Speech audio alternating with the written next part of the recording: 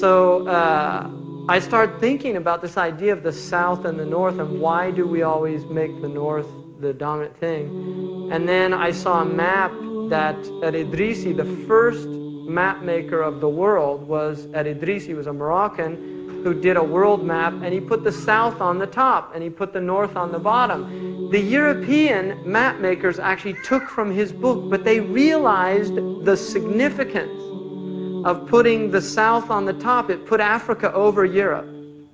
And so they actually flipped it over and made their maps with the North on the top. And interestingly enough, if you read in the book called The Venture of Islam, Hodgson's points this out, how he said it's so unfortunate that the Muslims don't recognize that they made the first maps and they put the South on the bottom, and they should go back to putting the South on the bottom, because it's a completely Eurocentric worldview that actually does not have historical foundation.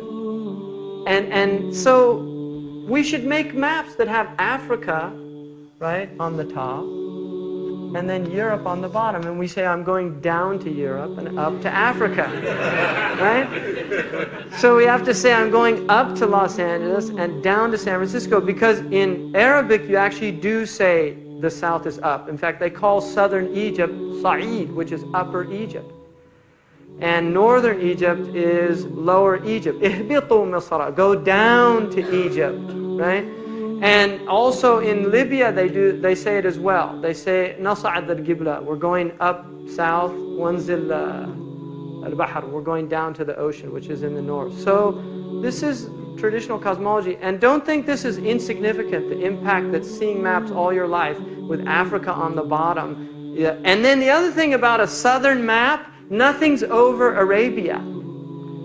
That's another thing about it.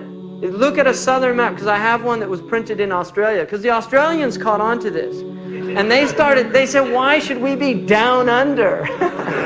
And so they just turned it right side up, right? And they made their maps. I have a map from New Zealand, and it's really interesting to look at it. It actually puts things in a very interesting perspective. You start seeing things like how close Ireland is to Morocco, for instance, and how close Germany is to England. You realize how strong the Germanic ties, because you don't get that sense when you see a northernly dominant map. So it's very interesting.